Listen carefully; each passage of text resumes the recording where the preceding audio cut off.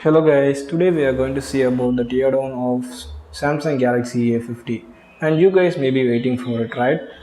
So yes, I just do this video because I want to prove you guys that the fingerprint sensor used in the in-display fingerprint sensor technology like what we get in the A50 is actually cheaper than the conventional one. So I just want to show you guys that. But still we can see this is a fuel teardown, okay? So now let's get inside the teardown. So the polycarbonate plastic back panel can be easily removed by applying heat over the edges.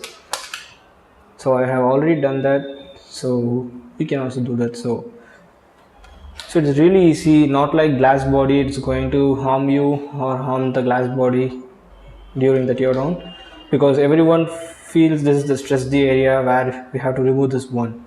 After that you just find some normal Phillips head screws over here. So for that you can use your normal Phillips screwdriver itself. It's really simple, not much complicated like other smartphones that have different star rated screws. So we got several screws here. Before removing the screws and stuffs inside, please make sure to turn off the smartphone. See that? Turn off.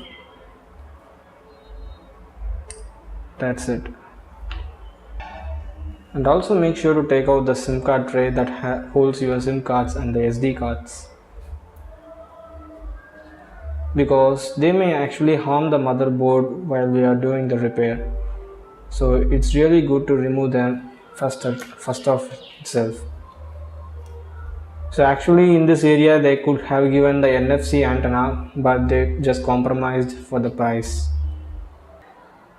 So I just removed the 7 flip screws at the bottom and the 6 flip screws at the top. So totally we got 11 flip screws that is actually attaching the display area with the plastic body itself. So now let's take this out. So we have to use some special tools for them, should not damage any of the hardware.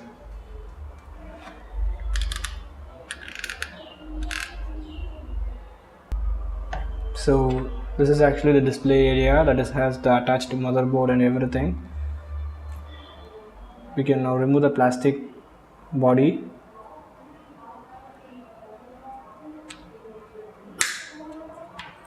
Let's see. Yeah, so the bottom area is now removed. It's free now. I think the top is going to be a big hassle. It's larger than the bottom area. So don't puncture the battery. We should not, because they are really dangerous and may also destroy the total phone. Yeah, that's it guys. We took over the plastic body. Here we got some contacts for the antennas and the speaker module over here. So this is the speaker. It's a ringer speaker here, and the antenna connectors everywhere. So they didn't provide NFC in the smartphone. And here we got the antenna areas also. So this is the electronic area. We got the bottom board that has the type C connector, headphone jack, two large ribbon cables that is connecting this board, and also the display area also. So here's the area where you can see the fingerprint sensor. So this is the fingerprint sensor reader.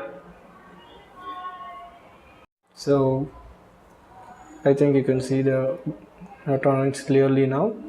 So I'll just remove the Lego connectors from the motherboard. So this is the battery connector over here.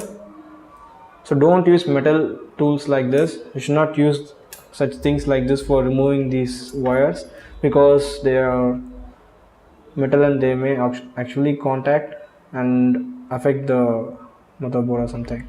So I have experience in that, so please don't use metal pliers. So this actually connects the display to the motherboard. It's really a good idea. So it's really different. So this is actually the display connector, but we are using a jumper connector to actually connect the display to this motherboard. So this is the fingerprint sensor reader.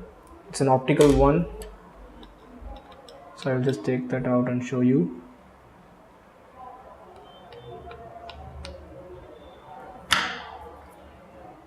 So this is like a front facing camera you may have seen in the smartphones. It looks like that only. It's okay. So you can see it looks like a wide angle camera. It's a tiny, I think it has a tiny sensor and a tiny lens. The aperture will be very high. I think it will be around 3 or 4 aperture. And the focal length is also really low. It will be around this. We don't get a larger view of focal length. So the focal length is lower so that only it can recognize our fingerprint. It will be around 0.5 centimeter to 0.3 centimeter or something like. So this is the fingerprint sensor, guys. This is really cheap to make actually.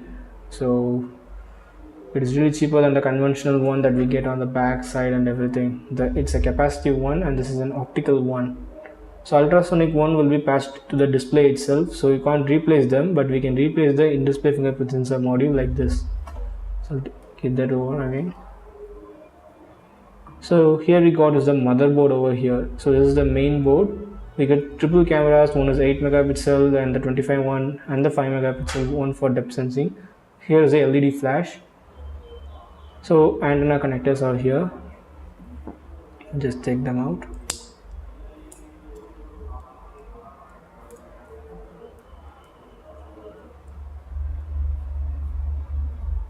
So here we have the larger 4000 mAh battery and the vibration motor here. So the front facing camera is here, we can just take it out. It's a 25 megapixel aperture 2.0 front facing camera. So I'll keep it aside. So no screws attached to the motherboard, so we can use and just lift them up. Okay, we get one over here. They are black, so it is really difficult to identify. So we get one here. So make sure to remove all these screws before taking a piece apart because it may actually affect the logic board. Yeah, now it's really easy to lift them. So we have the triple camera setup attached to the motherboard. And the SIM card tray, it's really a larger one. I think if we remove the SIM card alone. So here we get is an, oh my god, it's a proximity sensor, right? Oh my god. See?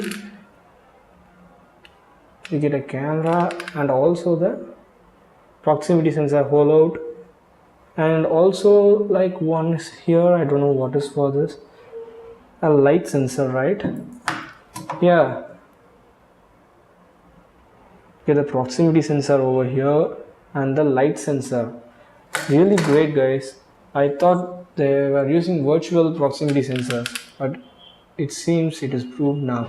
And the fingerprint sensor translucent area is also there. Wow, great. Really great, guys.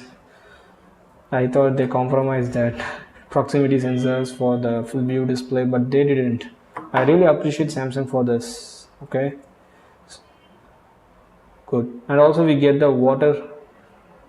It's just an identification for water immersion. Like if you immerse the phone inside the water, and it will actually show the serviceman that this is accidentally fell in the water and some kind of stuff happened related the liquids or something.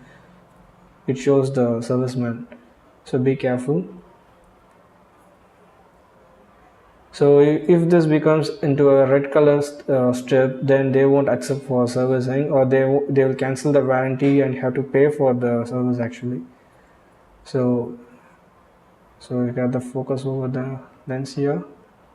So it doesn't have OIS, so it is really fixed like that, but it has a autofocus, so it just moves a little bit. Other two sensors doesn't have even focus, they are fixed to focus one.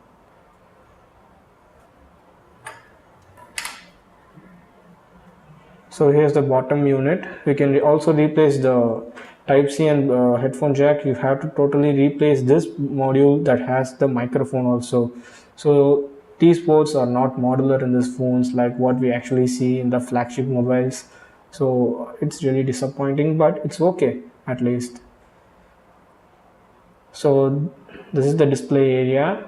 So you can buy the display area attached with the metal body also.